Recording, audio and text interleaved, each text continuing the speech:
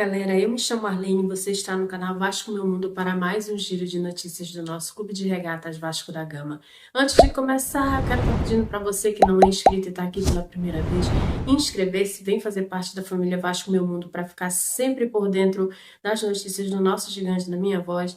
Deixa o like no vídeo que vai estar me apoiando pra caramba também aqui no YouTube. O principal, hein? O principal, não esqueça de ativar o sininho das notificações para sempre ser notificado pelo YouTube quando eu postar novos vídeos aqui. Fecha tudo isso, eu vou direto ao ponto que é falar do nosso amado clube para você, e eu começo falando sobre Copa do Brasil, nosso próximo adversário que foi definido na noite de ontem entre Atlético e São Paulo, que empataram em 0-0 na Arena MRV em Belo Horizonte pela volta das quartas de final da Copa do Brasil. O resultado classificou o Galo para a semifinal da competição em razão da vitória na ida por 1-0. Com isso, o Atlético Mineiro avança à semifinal, onde enfrentará o Vasco. O Vasco que enfrentou o Atlético Mineiro em 94 e em 95 pela Copa do Brasil, e o retrospecto é favorável para a gente, pois avançamos nas duas oportunidades. Ambas nas quartas de final, em 94 e em 95. Em 94, o Vasco enfrentou o Atlético Mineiro nas quartas de final e venceu os dois jogos. No primeiro confronto, o Atlético saiu na frente com o gol do atacante Cleiton, mas o Vasco virou com 2 gols do meia França e um do atacante Hernandes, vencendo por 3-1. No jogo de volta no Mineirão, o Vasco derrotou o Atlético Mineiro por 4-3. Os gols do Atlético foram marcados por Darcy, Gaúcho e Éder Lopes, enquanto França, Jardel, Hernandes e Leandro Ávila garantiram a vitória do Vasco. Um ano depois, em 95, as equipes se reencontraram na mesma fase. O Atlético Mineiro venceu o primeiro jogo no Maracanã por 1-0 com o gol de Carlos. No jogo de volta no Mineirão, Valdir Bigode marcou no início do segundo tempo, levando a partida para os pênaltis após a vitória vascaína por 1-0. Na disputa de pênaltis, o Vasco venceu por 4-1, avançando para a semifinal. Agora, 29 anos depois, Vasco e Atlético Mineiro se reencontram pela Copa do Brasil, dessa vez em busca de uma vaga na final. Um sorteio definirá a ordem dos mandos de campo para os jogos e as datas ainda serão definidas pela CBF. O adversário da vez, na minha opinião, eu acho difícil, um time com bons jogadores, como você sabe, mas o Vasco vem mostrando muita força e resiliência nessa Copa do Brasil. Um exemplo são as disputas nos pênaltis, né? O Vasco converteu todos os 15 pênaltis que cobrou na competição sem errar nenhum. Se perdemos os únicos 2 pênaltis a nosso favor até o momento no Campeonato Brasileiro, a história é bem diferente na Copa do Brasil, ainda bem. Contra o Atlético Paranaense, nossa equipe precisou avançar nos pênaltis pela 3ª vez na competição. Em todas essas disputas, foram 14 cobranças do Vasco com 14 acertos. Taxa de 100% de aproveitamento. Além dessas, ainda há o gol de Verratti no tempo normal contra o Fortaleza no empate em 3-3. Assim, são 15 gols em 15 cobranças efetuadas.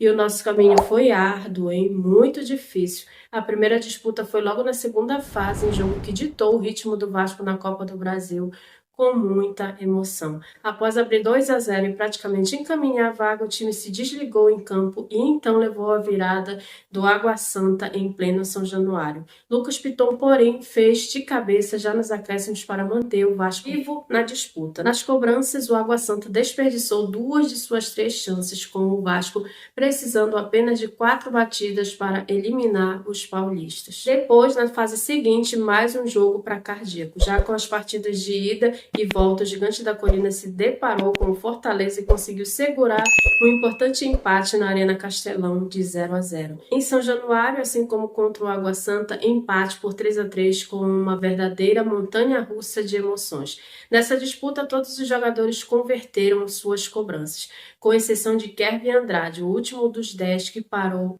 no nosso paredão Léo Jardim. Já nas quartas de final, contra o Atlético Paranaense, as penalidades foram longe do conforto da nossa casa. Numa Liga Arena lotada, né? Tudo contra o Vasco, o Léo Jardim voltou a se destacar e defendeu a cobrança de Canóbio, no que foi o único erro dentre os 10 pênaltis batidos. As disputas foram as seguintes: Vasco 3-3 contra o Água Santa, né, nos pênaltis 4-1 na segunda fase, e os batedores foram Payet, Piton, Sforza e Verratti. Vasco 3-3 com Fortaleza, nos pênaltis 5-4 para o Vasco. Na terceira fase, os batedores foram Payet Esforza, Piton, Puma Rodrigues e Verratti no tempo normal. Verratti converteu sua cobrança quando o Vasco perdia por 1-0. Atlético Paranaense 2, Vasco 1, nos pênaltis 5-4 para o Vasco, já nas quartas de final.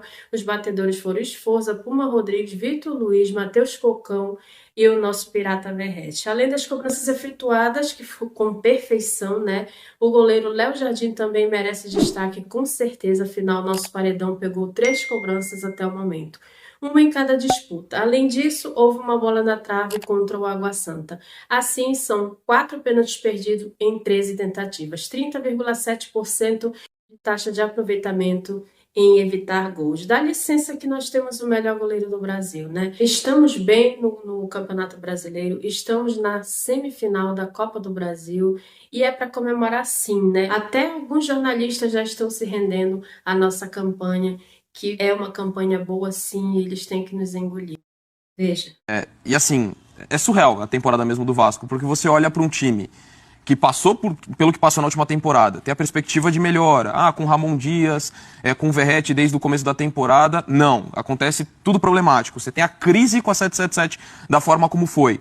Você tem a pior goleada sofrida na história do Clássico para o Flamengo, um técnico passando por 4 jogos.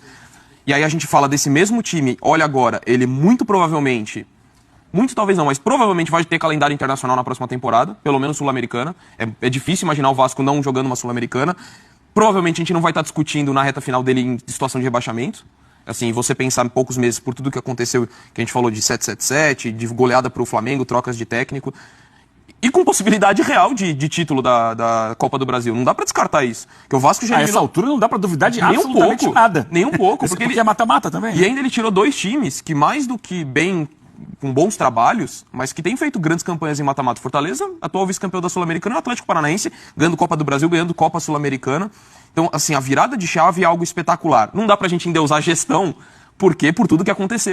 Mais um, né, falando a realidade, se rendendo à campanha boa que o Vasco faz. Porque um time que está na primeira parte da tabela do Campeonato Brasileiro, que é um campeonato dificílimo, disputadíssimo, e um time que está na semifinal da Copa do Brasil, que também é uma Copa muito difícil, muito disputada, um mata-mata terrível, tem que dar o braço a torcer e dizer que a campanha do clube tá boa, né? Mas o que esses jornalistas fazem é meter o sarrafo, meter o pau no Vasco o tempo inteiro. Parece que eles gostam de falar mal do Vasco, eles arrumam um pretexto para falar mal do Vasco de tudo que é jeito, né? Mas, porém, todavia, contudo, tem que se render, porque o Gigante da Colina tá bem, mesmo com todas as nossas limitações, mesmo com todos os nossos problemas, mesmo com um ano que a gente achava que ia ser um desastre. Nós estamos bem, nós estamos vivos e eles têm que se render.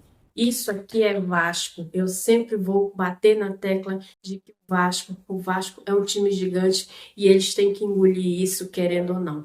No mais é isso. Você que ficou comigo até o final do vídeo, deixou o like para fortalecer o canal. Se inscreveu, se não é inscrito e está aqui pela primeira vez.